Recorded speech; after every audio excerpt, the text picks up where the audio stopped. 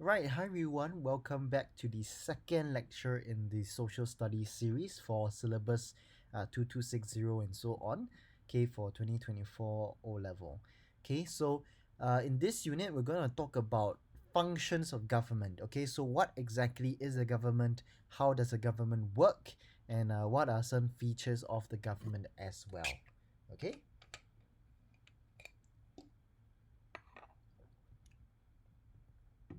Okay, so we're gonna start off with a little bit of introduction to what governance is as a concept.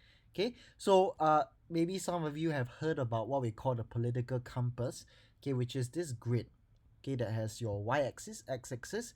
Okay, and you might have heard terms in the news such as right wing, left wing, authoritarian, libertarian. Okay, all these are essentially the extremes, okay, of where somebody may lie based on their political beliefs. Okay, so some people believe in say a more conservative policy. Conservative being keeping the things the way they have always been. Okay, that would make them a little bit more on the right side. Okay, the left, okay, largely is got to do with liberalism in terms of change and advocating for such. Okay, that would be more left wing. Okay, so all this will result in uh all these different associations. Okay, but you don't really need to know this. This is just a good context. Okay, so every government in the world, okay, or rather a government is a system or group of people governing an organized community. Okay, in this case we're talking about countries lah. Okay, so every government will fall somewhere on this particular spectrum. Okay, and government is a means by which we enforce policies and also determine policy. Okay, and as we mentioned in the last chapter, every government has some kind of constitution. Okay, every nation has some kind of constitution that the government follows. And there are, of course, varying different systems of government. Okay, so the most common type is actually what we call a republic. Okay, so a republic is when the authority is based on citizens' votes. Okay, so for example, Singapore is a republic, Indonesia is a republic. So this is when we actually vote for our leaders for represent us and make decisions on our behalf. Okay, there's also monarchies. Okay, monarchies is where the supreme authority is vested in a single person who is usually hereditary. Okay, so these are your kings, queens, sultans, and stuff like that lah. Okay, so in some countries, yes, they have a monarchy, but actually the monarch has no power, and in other countries, the monarch has all the power in the country. Okay, so the UK, for example, the King Charles, has zero power. Okay, he only plays what we call a figurehead role, so he acts as the figure that unites the nation. Saudi Arabia, on the other hand, is where the king actually has absolute power. Okay, so the king of Saudi Arabia essentially has all the power in the country, and he gets to dictate whatever he wants. Okay, the policies decision to be taken. There are countries which practice totalitarianism, which is when a single authority regulates total control over the state. So this is what you will probably characterize as your dictatorships. Okay, so Soviet Union under Stalin, Germany, Nazi Germany under Hitler, and of course North Korea present day under the Kim family. In a similar vein, okay, autocracies are governments controlled by a single person with minimal restraint. So this person has unchecked power. Same thing, North Korea, Saudi Arabia, and Cuba. Okay, at least for the last maybe few decades, okay, of Cuba. Okay, yeah, these are autocracies. A theocracy is when a country has religious leaders rule the country in the name of God, okay, and where officials are regarded as divinely guided. Okay, and obviously the way this country is run is obviously according to what the religion dictates lah. Okay, so an example of this would be Vatican. Okay, again the smallest country in the world. Okay, and the only remaining absolute monarchy and theocracy in Europe. Okay, so why is it a theocracy? Is because the nation is actually run by the Pope, okay, which is the uh, Pope, which is the leader, okay, of the Catholic Church, like. Okay, so everything that's done in Vatican is got to do with Catholicism. And we have the system of anarchy, or rather the lack thereof of a system. Anarchy is when there's a state of disorder, there's an absence of law, and essentially it comes with the fact that there is just no government at all. Okay, so Somalia was an anarchy for a while because they had no true government that is actually keeping things in control. Okay, so the whole thing went to basically kingdom come, and like nothing was working. Okay, that is usually what characterizes anarchy. Okay, other governments, for example, Myanmar currently is under what we call military junta government. This is when a military totalitarian leader is actually involved and running the country, as in the case of Myanmar. Okay, so we're gonna zoom in now. Okay, we're gonna just focus on governing in a representative democracy, and of course, we're gonna use Singapore as our case study here because it is closest to us, and also because yes, we are a representative democracy. So, as I mentioned in the last lecture, a government is split up into multiple organs of state. Okay, the first organ of state is what we call the legislature. Okay, so remember, we elect our representative to represent us. Only when we give them the power to represent us do they have the legitimacy to decide on what needs to be done. And it is this legitimacy that they draw upon when they have to make very difficult decisions. So in Singapore, okay, our legislature comprises parliament, sorry, not speaker, parliament, okay, change this, parliament and the prime minister. Okay, so the main function of the legislature is to pass laws. Okay, I'm trying to pass laws, I'm trying to make the laws for the country. So in parliament we have a few people. We have your speaker of parliament, who is the one that's basically leading everybody in the debate, is the one making sure everybody follows the rules. He makes sure who gets to speak, who don't get to speak, and so on and so forth. But this guy must be impartial, means that he must respect all the MPs equally. Okay, members of parliament are your MPs. Okay, these are the people directly elected to represent you, the people. Okay, so either they can be in SMC, single member constituencies, or GRCs, group representation constituency. So either they are a single person or they come as a part of a group. A non-constituency member of parliament, NCMP. Okay, these are actually what we term the best losers. Okay, because these are MPs from opposition parties that have obtained not less than 15% of the total number of votes in their constituencies and poll the highest percentage of votes among losers. So if say a constituency the governing party wins by say 51%, this group of MPs is actually elected into parliament. But since the opposition team in that constituency actually also got 49%, okay, and they beat all the other opposition parties in every other constituency, so nobody poll as high as them, they will actually become NCMPs. So they will still go into parliament, but they don't actually represent any of the constituencies. So they are just there to provide an opposition voice. So as of 2020, okay, we have actually the ability to appoint up to 12 NCMPs. So if I have really zero opposition MPs, then I can actually appoint up to 12 opposition NCMPs. But of course, if currently, for example, now we have 10 Workers' Party opposition MPs, I can only appoint two non-governing NCMPs. Okay, so yeah, just remember it as essentially giving a voice to the opposition in parliament regardless of what the actual results are. Okay, so this ensures that there will always be an opposing voice in parliament. And of course, last but not least, we have your NMPs, which are your nominated members. So these are not elected members. Okay, they are only appointed for a term of 2.5 years, and the president appoints them on the recommendation of a committee. So these people are independents. They do not belong to any political party. They do not represent any specific constituency. Rather, their job is to provide voices, independent voices, or representing their particular community. So, for example, we have voices representing sports, the arts, music, and so on and so forth.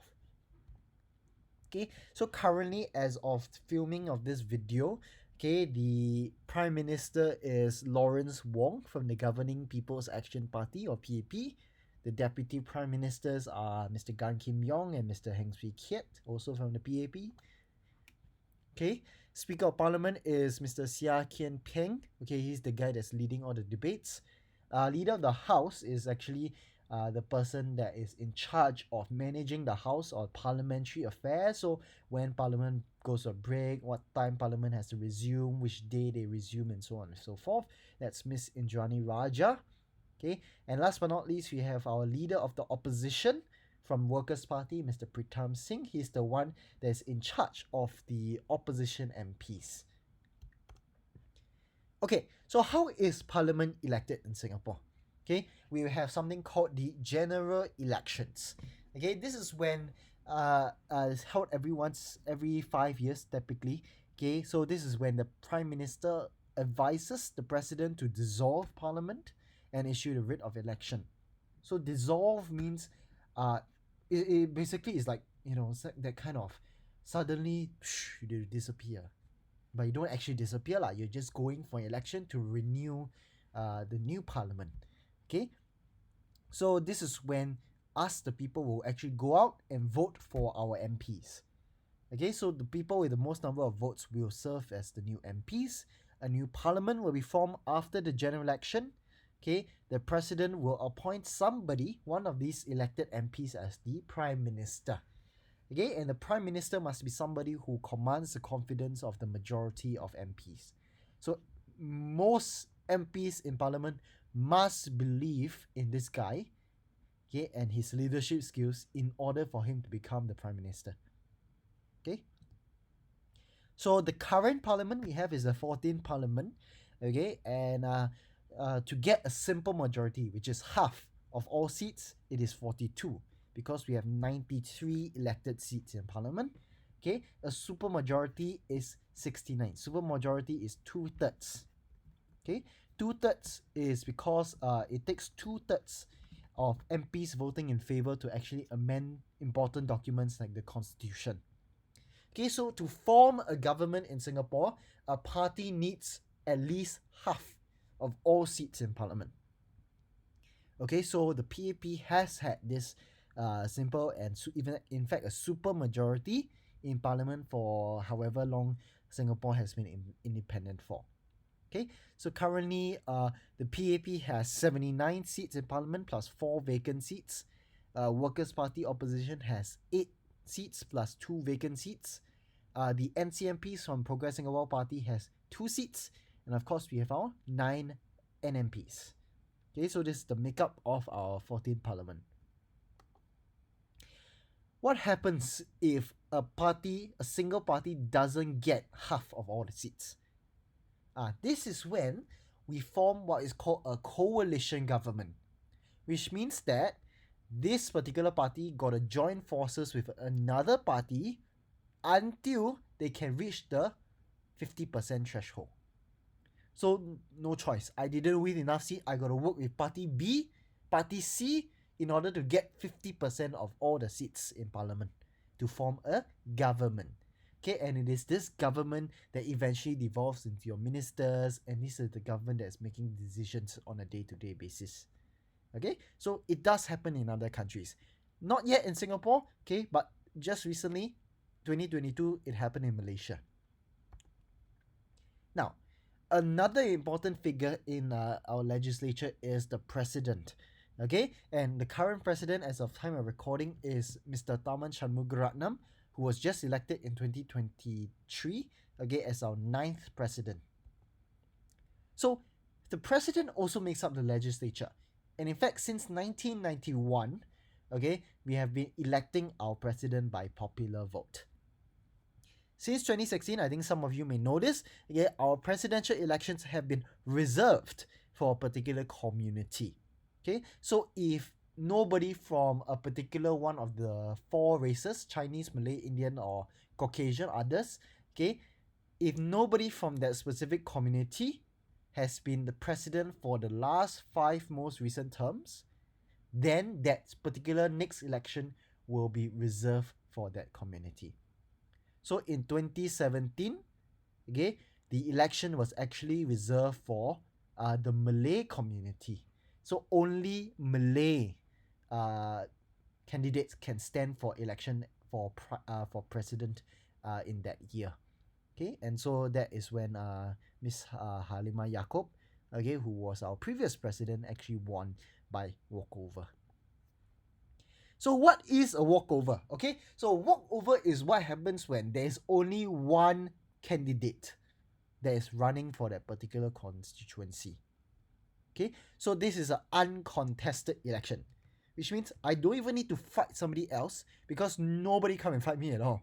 Okay, so I immediately become the person that's elected. Okay, and this has happened for quite a while. Okay, so former elected presidents, okay, Mr. Ong Teng Cheong, who was our first elected president, was won by popular vote. Our sixth president, Mr. Nathan, was a walkover, so he was the only candidate. Mr. Tony Tan was the first actually very competitive race for president where there were 4 candidates and he won. Okay, so that was the one of the more competitive, okay, elections in Singapore. And so controversies have arisen because of this idea of reserved presidential elections. The government, under the previous Prime Minister Lee Hsien Loong, okay, argued that it is necessary, okay, because we need representation for all the communities of Singapore at the highest office of Singaporeans. Okay, so the president is, although he does not have a lot of power in Singapore, is more of a figurehead, but a figure, a symbol is just as important. So Singaporeans of all races and all forms of background need to feel represented in the office of the president. And that is why we need to make sure that every community is represented, okay, through this reserved presidential election. Okay, but people, of course, have shown their discontent, especially after Madam Halimah was elected unopposed. Okay, so we can see opposition parties not being very happy about it and stuff like that. Okay, so we come back to the fundamental issue. What is the role of the legislature? So the fundamental role of the legislature is to debate and pass laws. Very no-brainer. Legislature pass legislation. Legislations are what we call laws. Okay, so that is their job. So a law starts from a bill. A bill is essentially a draft. Okay, so when the draft is written and proposed by MPs, that all the MPs in Parliament will go and debate it. Okay, and after they debate it, they will vote, and if they vote all mostly in favor, then it becomes a law. Okay, so in Singapore, it always starts with the introduction of this particular bill. Okay, so then the MPs will discuss about the merits of the bill in general.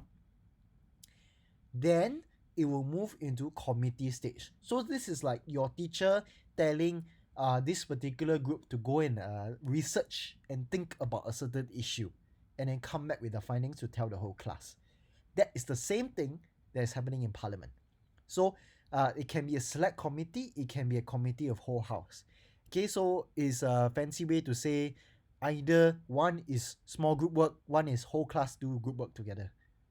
Something like that. Okay, so third reading is when the final amendment, everything is written out onto the piece of paper that we call a bill. Okay, and then the final time we go and everybody review the bill together, make small grammatical changes and stuff like that, and then that will be our final draft. Okay, so the third reading is the final draft. This final draft got to be sent to the PCMR, which we discussed in the previous lecture, which will determine, go and approve and look at it, whether it disadvantage any specific racial, religious groups at all. If all okay, then is gives back to the speaker. Okay, so parliament will then vote. Okay, we very good. Everybody like this particular law. Okay, we all vote in favor. It goes to the president. President gets the final say. If the president say okay, it becomes a law. If the president say not okay, go back, the law will return back to parliament where they will debate again, they will make amendments again and then pass it through. Okay, that is when the two-third majority will come in to override the president's veto. Okay, the second function of the legislature is to manage our finances. Okay, so parliament sitting as the committee of supply, which is your COS, to discuss the estimates of expenditure. So this is when the whole parliament will come down and sit together and they will think about how much each ministry should get, okay, for in terms of funds for that year lah. Okay, so each ministry will submit their request. I want to do this this year, blah blah blah, I need this amount of money to do this. Parliament will look at it and approve whether this funding is approved or not. So MPs, right, they will, in their name, they will move a cut. Okay, so this is not actually a cut lah. It is a ceremonial kind of thing. So to do that, they will move the cut and then they will say, okay, I want to debate about this. I want to question why this minister say the ministry need to do this. Do we really need to do this or not? So on and so forth. Okay, so this is the version of debate inside this particular group. Okay, this classwork that they are doing, okay, to create the budget for the year. Okay, so this is when you hear things about budget and stuff like that. Okay, so once the bill that is allowing all the ministries to draw the funds is voted on, is everybody is okay with it, it's agreed to by the president, then the government can start to withdraw the money from the treasury to use for all these different programs that they propose. Okay, so it makes sure that nobody anyhow go and use the money. Okay, everything needs to follow what we have budgeted so that nobody goes into debt, nobody goes and use too much money, too less money, stuff like that. Okay, yeah, so this is where all your subsidies, all your whatever CDC vouchers and stuff like that comes from. Okay, it comes from all these processes during the budget and the committee of supply. Same thing for GST. Okay, now the second branch of government you need to know is the executive branch. Okay, the executive branch is essentially your ministers and ministries. Okay, so these are the people in charge of the day-to-day operation of the country. So these are formed by your government MPs. So the MPs forming the government. Okay, so it consists of the prime minister, the deputy prime ministers, and all the other ministers in charge. So what they do is to prepare government policies. They are there to make sure everything runs smoothly day to day. They are there to plan and implement the policies for that particular area of the government operations. So we have actually 16 ministries in Singapore. We have our Ministry of Communications and Information, which is going to be renamed Ministry of Digital Development and Information in 2024 July. MSC, Sustainability and Environment, got to do with ensuring that we are all not going to die of climate change and stuff like that. MCCY, which is in charge of things like arts, culture, sport, youth and stuff like that. MOF, of course, just managing our finances. MFA, got to do with diplomacy, relation with other countries and supporting Singaporeans overseas. MINDEF, okay, that is our armed forces. Okay, Ministry of Health, of course, in charge of the health infrastructure in the country. MHA, which is the internal security bit, so your police force, SCDF, all this falls under MHA. MOE, our favorite, okay, in charge of education affairs. MOL, Ministry of Law, got to do with justice and reforms and stuff like that. Ministry of Transport, in charge of our transport infrastructure for land, air and sea. MOM, in charge of making sure our workforce is productive and all the rights of workers have been followed. MND is our National Development Ministry. So this is the people planning and building all the infrastructure that you see around you. MSF is our Ministry of Social and Family Development. So this is caring for families in the society, child protective services, stuff like that. MSF. MTI, okay, is to change and basically make Singapore competitive on the global market. And the PMO, which are direct agencies, okay, that directly advise the Prime Minister. Okay, so this include your CPIB, your CSA, election department, stuff like that. Okay, and so that is the second branch. The third and final branch of government is the judiciary. Okay, the judiciary is the people that are your judges, your justice system will be the judiciary. So in Singapore, it comprises of the Supreme Court, State Court, Family Justice Court, and then is headed by the Chief Justice. So the role of the judiciary is to make sure that everybody, the government, follows the constitution and the laws. The judiciary ensures that laws are followed, imposes judgment on those that break the law. Okay, so the only person judging who breaks or does not break the law is the judiciary. Our current Chief Justice, as of time of recording, is Sundaresh Menon, who is our fourth Chief Justice. And this is actually the structure of Singapore's courts. So for most things, you will usually go to either the State Court, which is the small court that is the one that most people go to for most things. Or you go to Family Justice Court. If you're a young person, you go to Youth Court. If it's about divorce and stuff like that, it goes to Family Court. Okay, and then of course we move up one level into the High Court. High Court is the one that's hearing more important, more severe cases and appeals. And the final court in the system is the Court of Appeal. Okay, which is appeal. I don't like the decision of the High Court. I'm gonna appeal. I'm gonna fight it one last time. The last place you can do that is the Court of Appeal. Okay, so this is the entire court structure in Singapore. So, what is the point of having these three bodies of government? Okay, it is so that decision making is not done by one person or one group alone. So everything comes in a system. Executive branch need the legislative branch to approve decision. Executive branch also need judiciary to make sure that the decisions they make are within the constitution. Okay, the government carry out the law through the cabinet and the ministries. The laws passed by the legislature are implemented by the executive branch and enforced by the judiciary branch. Okay, so everything comes full circle. The government does this to make sure that nobody hold too much power. Everybody check on each other. Okay, so I make sure you don't go astray. You make sure I don't go astray. And so this is the power that's spread across different groups of people. Okay, and this will also help when it comes to make very important, very difficult decision. Okay, so by making sure that power is distributed across the different branches of the government, no one branch can make a very important decision on their own. Okay, so this is the term of what we call separation of power. Okay, so this is taken from your textbook. So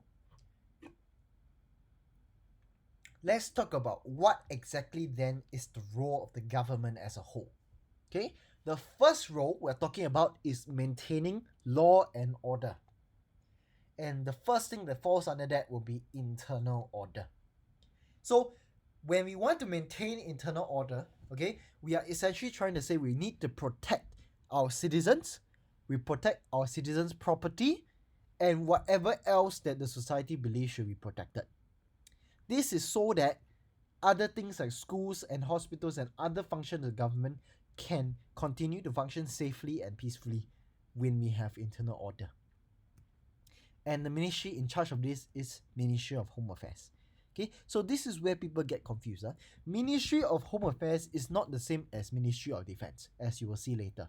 Ministry of Home, the keyword Home Affairs, means that they are in charge of ensuring the security of domestically inside Singapore. MINDEF, Ministry of Defence, is in charge of ensuring Singapore's security as a whole from outside invaders, from outside threats. So one is inside, one is outside. MHA is inside.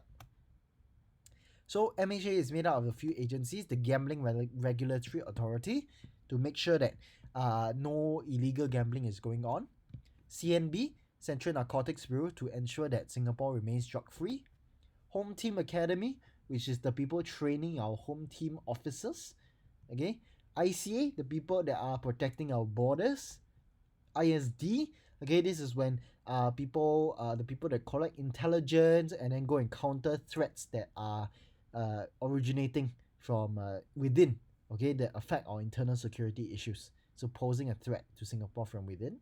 So your radicalized people, terrorists, will all fall under ISD. SCDF, okay, to protect, to save people and to protect property, okay, from fires and health emergencies and stuff like that. Singapore Police Force, the day-to-day crime fighting people, okay. SPS, Singapore Prison Service, okay, this is the people that help to ensure that dangerous people are kept away from the general public and also to rehabilitate prisoners. SCORE, okay, the people who are making sure that ex-offenders actually are reintegrated into society. Okay, the second thing that comes under law and order is upholding the law. So remember I said the judicial branch is the only branch that can make a decision on whether or not you broke the law, right? So the judiciary needs to ensure that the judiciary needs to ensure that the laws are applied correctly and independently. So people need to be confident that the law applies to everybody and not just them. Okay, so when people believe that the law is applied to everybody equally, the laws can actually be respected. And when the laws are respected, then can the government take the measure to go and deter unlawful behavior, to punish criminals, and to ensure the order. So it is important that we build a trust in the Singapore judiciary system. Okay, so one example of a way that the judiciary system upholds the law is by protecting people from family violence. So if the court concludes that this person is facing harm, they're going to grant them a PPO, a personal protective order, which is then the judiciary system and the government will protect this person from harm from their family. Yeah, so that's one way that we actually uphold the law in Singapore. Okay, the second major role of government is to ensure economic and social well-being of citizens. And the first way we do that is to provide goods and services. Okay, so when we talk about this well-being, we're not just talking about food, water, shelter, basic essential for life. We are also talking about being able to pursue our goals, being able to have a good quality of life, not just to survive every day, but to thrive. Okay, so that is what the government is here to do. Okay, so the first thing is we need to provide the goods and services that are essential. So that one we cannot escape. Confirm need one. Okay, food, water, we need to make sure everybody have access to that. Easily accessible, service standards are high.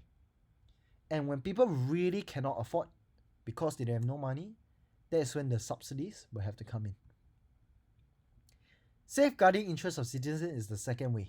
Okay, this is when we protect the citizens' rights. Remember we said in the last lecture that rights is something that every citizen has and the government needs to protect. This is what I mean. So for example, workers have rights in Singapore. Okay, things like the Work Right Initiative make sure that workers do not get abused by employers. That's the government's mission and what the government needs to do to protect its citizens. The government also protects people by introducing things like CPF, Central Provident Fund. Why? Because it makes sure that every Singaporean has sufficient money, okay, to serve their housing needs, healthcare needs, and also to serve as a source of income in their retirement years. So this is the government taking matters into their own hands, okay, and dictating that everybody needs savings. And so they implement this mandatory saving scheme known as CPF. Okay, so CPF works in a way that you have 3 accounts, which is your ordinary account, special account, MediSave account. Ordinary is used for home, for insurance and stuff like that. Okay, special account is for old age, MediSave account is for healthcare. Okay, and everybody that's involved will contribute to your savings in any of these 3 accounts. So you will contribute a portion of your monthly salary into your CPF. Your employer will also pay the equal amount that you put into your CPF. They also give you that amount. Okay, and the government will also top up your CPF every once in a while.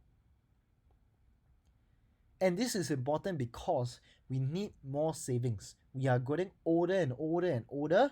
Our life expectancy is so long, we definitely need enough money to sustain ourselves even after we retire.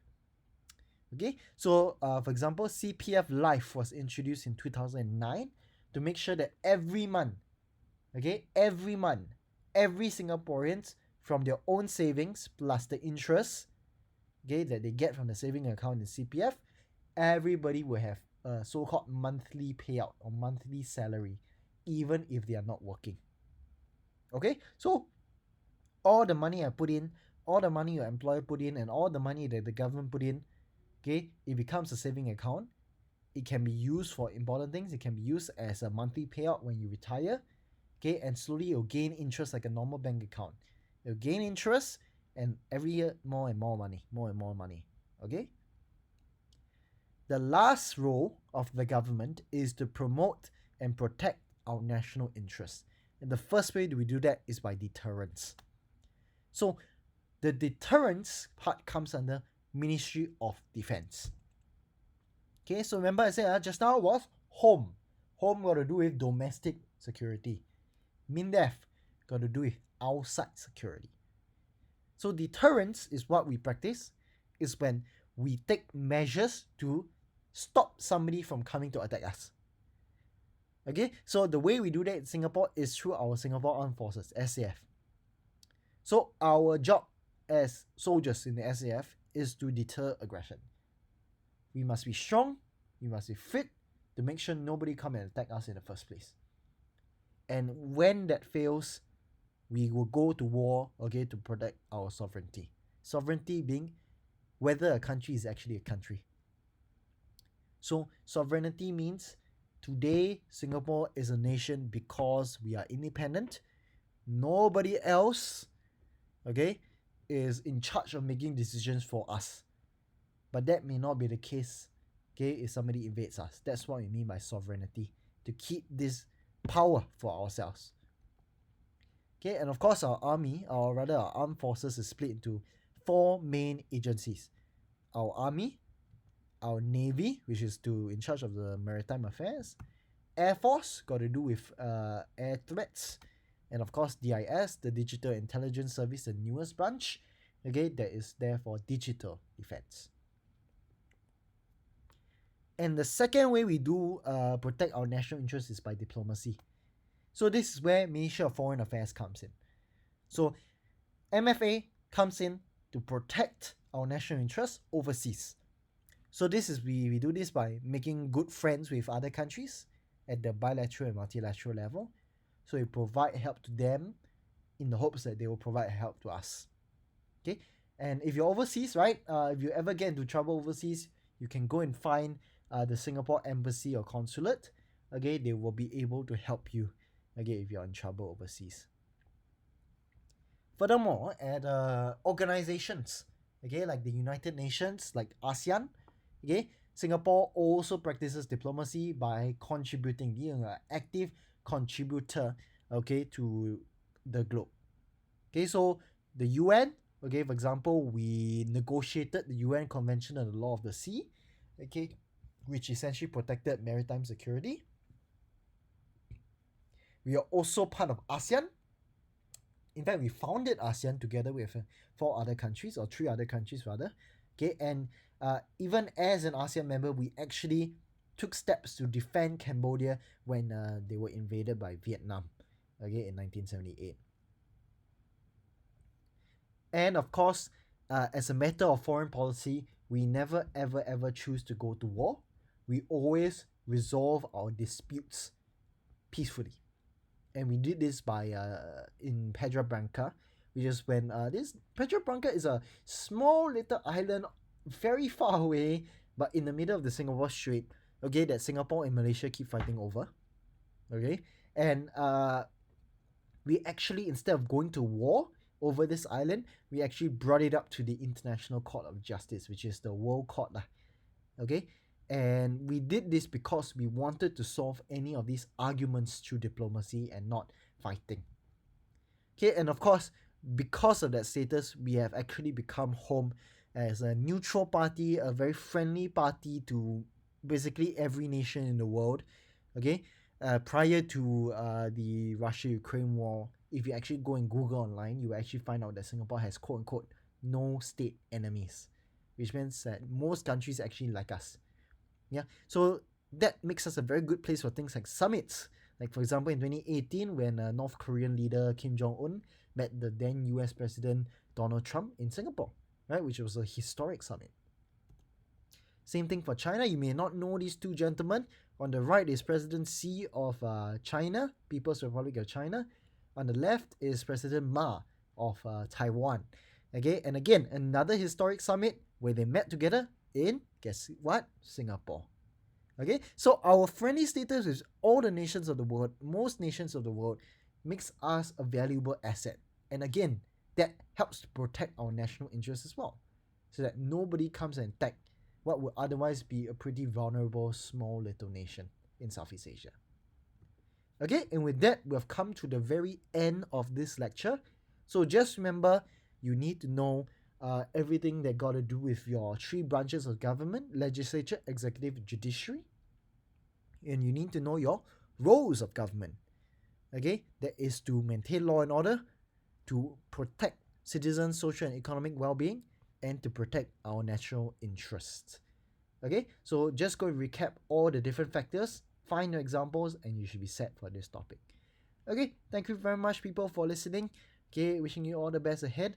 Again, I'll see you guys in the next lecture. Bye bye.